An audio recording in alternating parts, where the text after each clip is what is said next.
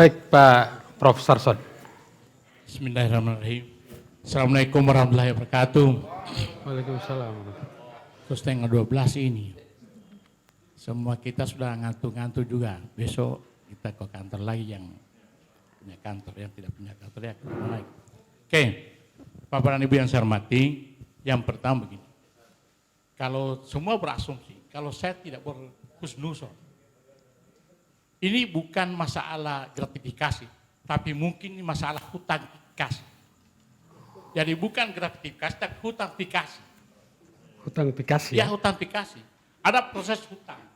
Kalau dulu, kalau SOP melalui online itu, melalui sekarang hutang itu SOP-nya harus difoto, Pak. Sampai itu muncul foto ini husnuzonnya. Kalau ada suuzon itu lain cerita itu. Ya, saya berpikirnya begitu. Mungkin si PLP ya. Ini dia minta ULP. Dia minta difoto supaya ada bukti seperti yang sudah disampaikan teman-teman. Dan tidak ada maksud apa-apa. Maksudnya bukti apa? Memang buktinya supaya bahwa ada pinjaman. Iya. Dan saya tertarik begini.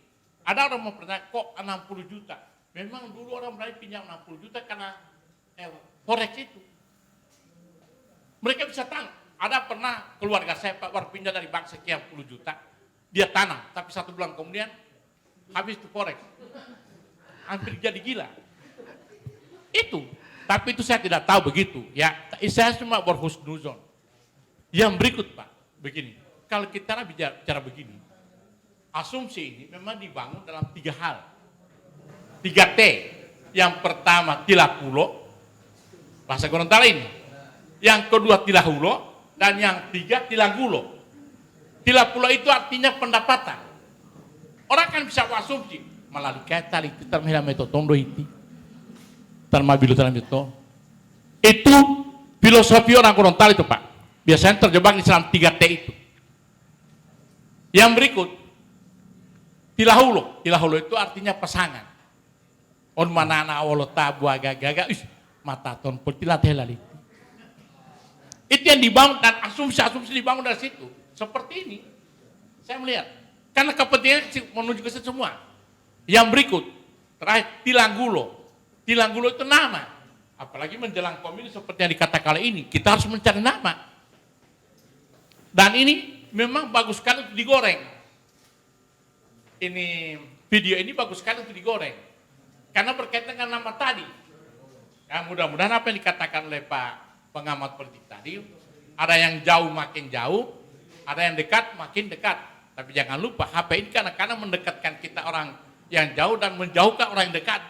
Karena kadang-kadang kita tidur dengan istri Pak, tinggal istri menghadap ke kiri, suami menghadap ke kanan. Istri Pak chat dengan orang lain, suami juga chat dengan orang lain. Biasa, tapi itu tidak betul. Insya Allah bukan saya. Ini yang saya dengar Pak, yang saya dengar. Ini biasa terjadi pada itu karena kalau kita masuk ke rumah itu kita bersihkan dulu cat kita dulu.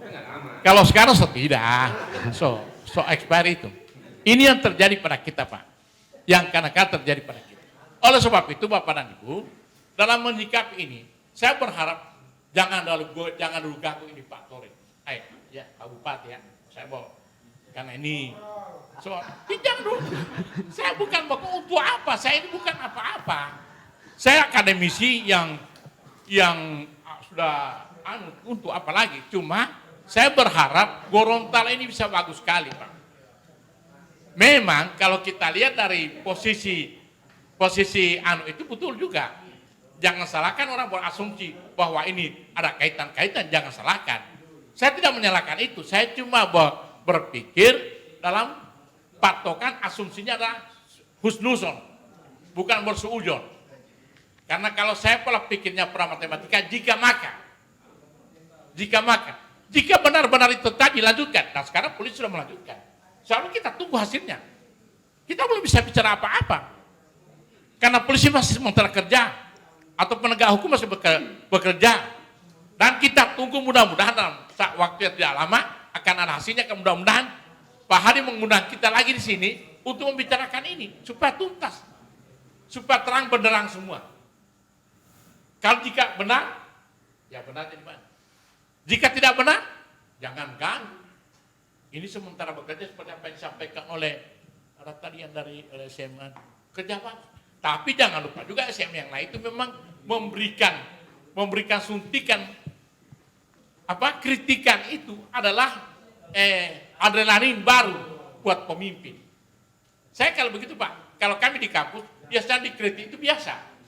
Dikritik itu adrenalin, membangun kita punya kekuatan kembali. Oh berarti selesai sini. Ini perlu saya perbaiki.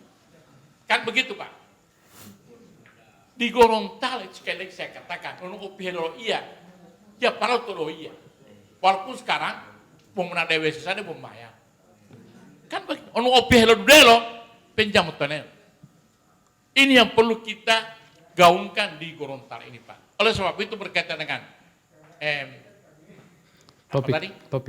topik yang tadi, apakah ini gratifikasi atau apa? Saya sekali lagi berhusnuzon ini kutantifikasi, bukan gratifikasi. Itu yang. Tapi ini masuk dalam bentuk juga hipotesis. Ya hipotesis perlu pembuktian. Kalau kami di kampus biasanya berhipotesis, bukan berasumsi. Hipotesis sehingga ada jalan penelitian. Tapi ada indikator-indikator. Ya. Ada variabel-variabel, ada subvariabel yang akan diteliti. Dan itu tugas daripada penegak hukum. Itu kita serahkan. Saya kira itu Pak Hadi.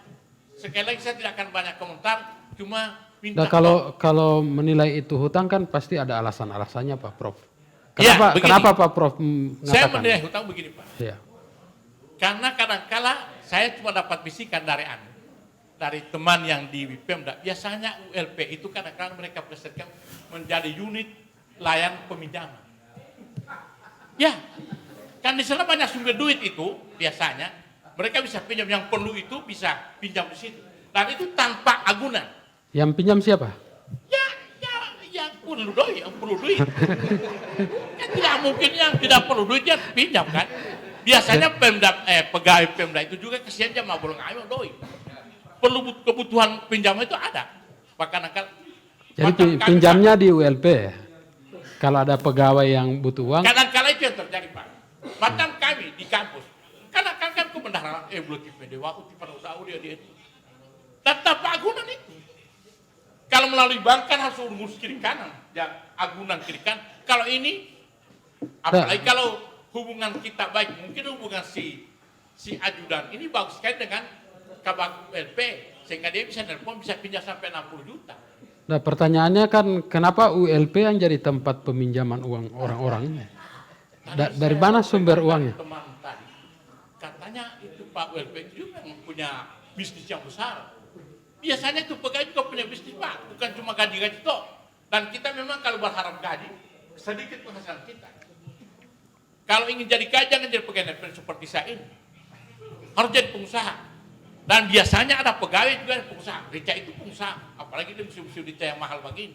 Mau tas simpan rica banyak. Bisa dibayarkan rica yang tadinya kita beli 10.000 jadi 150.000 berapa untungnya.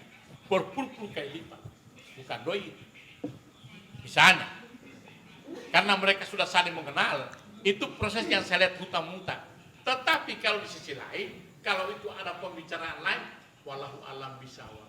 Wabillahi taufiq hidayah. Wassalamualaikum warahmatullahi wabarakatuh. Waalaikumsalam warahmatullahi wabarakatuh.